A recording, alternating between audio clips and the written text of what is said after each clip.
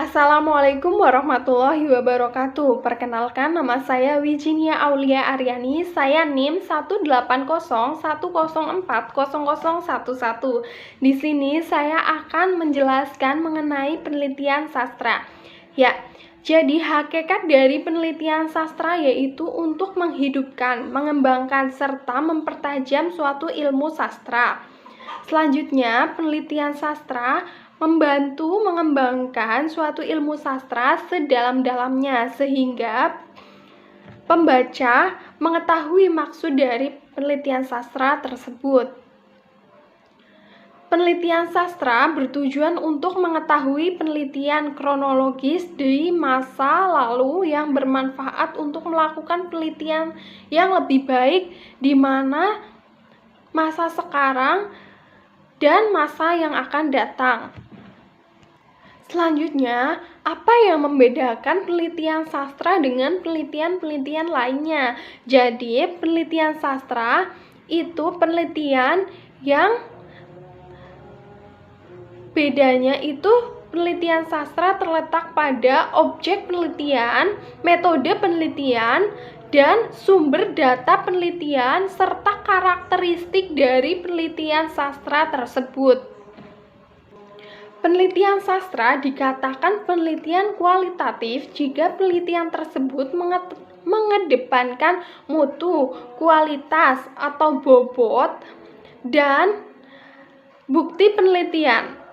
Jadi, penelitian tersebut terfokus pada mutu, bobot, atau nilai, serta bukti penelitian, tidak mengedepankan perhitungan, dan tidak memprioritaskan penghitungan data. Contoh dari penelitian sastra yaitu konflik batin tokoh utama dalam novel Cinta di Ujung Sajadah karya Asma Nadia. Selanjutnya yaitu penelitian sastra dikatakan penelitian kualitatif jika penelitian tersebut bagaimana? Jadi, penelitian sastra dapat dikatakan penelitian kuantitatif jika penelitian sastra tersebut menggunakan metode penelitian pengamatan yang melibatkan perhitungan data serta skala nilai data tersebut. Misalnya, alat perhitungannya menggunakan grafik ataupun tabel. Contohnya, penelitian tentang peningkatan keterampilan membaca pada siswa kelas 8 SMP Negeri 2 Kaunganten melalui metode penggunaan YouTube. Dengan penelitian kuantitatif tersebut dapat ditarik kesimpulan bahwa peningkatan terjadi dalam siswa kelas 8 SMP Negeri 2 Kaunganten dengan ditampilkannya sebuah grafik. Misalnya, prasilkus 1 itu terdapat 57%, kemudian prasilkus 2 itu 64%. Nah, yang terakhir siklus 3 yaitu terdapat peningkatan 89%. Penelitian sastra dikatakan penelitian terapan jika seperti apa? Jadi, penelitian sastra sebagai penelitian terapan itu misalnya penelitian tersebut itu digunakan untuk memecahkan masalah. Nah, penelitian tersebut menerapkan teori yang ada dalam masyarakat dan hasilnya itu dimanfaatkan dengan segera dalam kehidupan masyarakat tersebut. Penelitian terapan merupakan penelitian yang ditunjukkan untuk mendapatkan solusi dari suatu masalah di masyarakat, industri, pemerintah, atau pemerintah sebagai kelajuan dari riset data tersebut.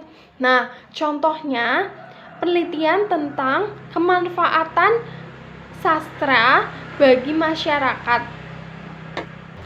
Nah, yang selanjutnya yaitu apa yang dimaksud data dan sumber data dalam penelitian sastra. serta jelaskan contohnya. Nah, data adalah suatu elemen awal yang menjadi dasar pertimbangan pemutusan suatu kebijakan. Secara sederhana, data adalah kumpulan dari fakta-fakta yang memberikan gambaran luas suatu keadaan. Contoh dari sebuah data yaitu analisis keterampilan membaca hasilnya. Jadi hasil dari analisis tersebut.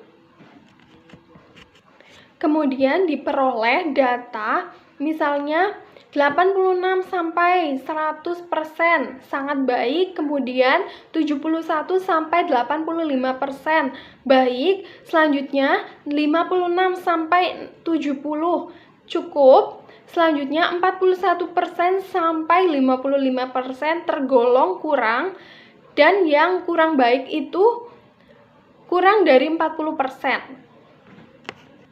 Sedangkan sumber data yaitu subjek dari mana data itu diperoleh. Nah, sumber data ini dihasilkan dari kuesioner atau wawancara dalam pengumpulan datanya. Contohnya, penelitian memperoleh dan data informasi dalam penelitian tindakan kelas dari berbagai sumber data. Nah, sumber data di sini yaitu guru dan peserta didik. Selanjutnya yaitu apa yang dimaksud objek penelitian dari penelitian sastra, serta jelaskan contohnya. Nah, objek penelitian dalam penelitian sastra adalah topik permasalahan yang dikaji dalam penelitian sastra tersebut. Namun demikian, penelitian objek penelitian sastra sering tertukar dengan subjek penelitian.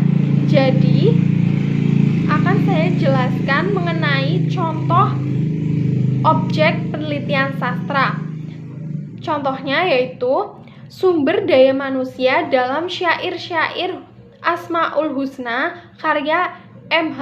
Ainun Najib. Nah, objek penelitian sastra tersebut yaitu syair-syair Asmaul Husna dalam penelitian tersebut. Selanjutnya yaitu mengapa dalam penelitian sastra diperlukan pendekatan. Karena dengan adanya pendekatan maka akan diperoleh kritik atau saran. Dengan begitu maka akan membantu mengarahkan kajian atau penelitian itu sehingga menjadi lebih tajam dan lebih dalam menganalisis penelitian sastra tersebut. Apa saja pendekatan dalam penelitian sastra? Jadi, pendekatan penelitian sastra ini memiliki beberapa macam. Yang pertama yaitu pendekatan sosiologi sastra. Yang kedua yaitu pendekatan objektif. Yang ketiga pendekatan struktural. Yang keempat pendekatan semiotik. Yang kelima pendekatan resepsi sastra. Yang keenam yaitu pendekatan ekspresif.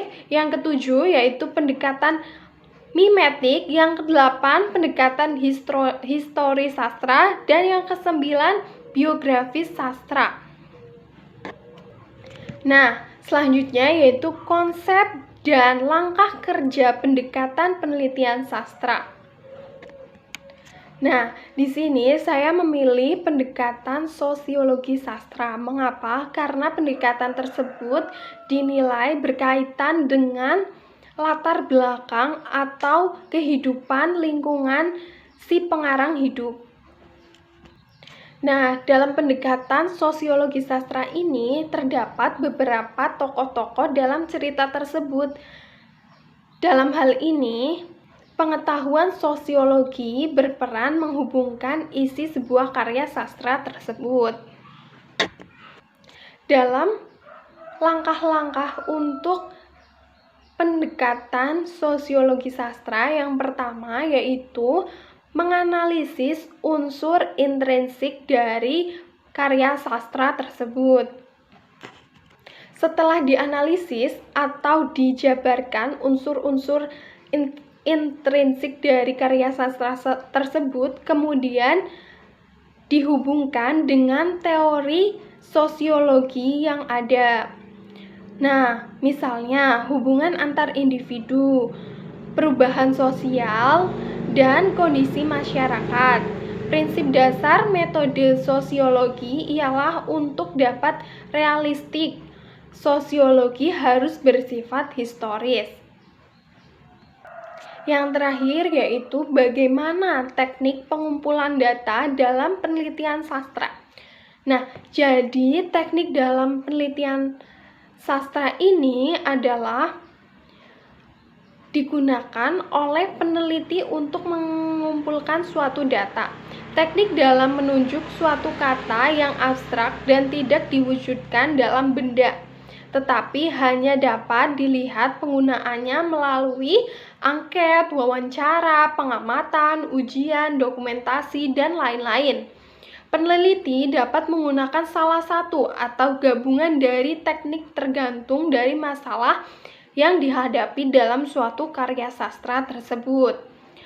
Nah, teknik pengumpulan data dalam penelitian sastra dilakukan melalui cara pengamatan yang dilakukan secara berulang-ulang atau dengan cara teknik pembacaan. Nah, dari semua bacaan tersebut harus dipilih-pilih, selanjutnya dikelompokkan menjadi beberapa agar penelitian tersebut atau data tersebut dapat dianalisis dengan mudah. Kemudian hasilnya dicatat dalam sebuah hasil data. Selanjutnya, teknik pengumpulan data yang digunakan dalam penelitian sastra biasanya adalah teknik baca, teknik catat, perekaman, pengamatan berperan sebagai teknik tersebut, dan analisis dokumen atau teknik wawancara. Baik, sekian dari presentasi yang saya jabarkan. Semoga bermanfaat. Wassalamualaikum warahmatullahi wabarakatuh.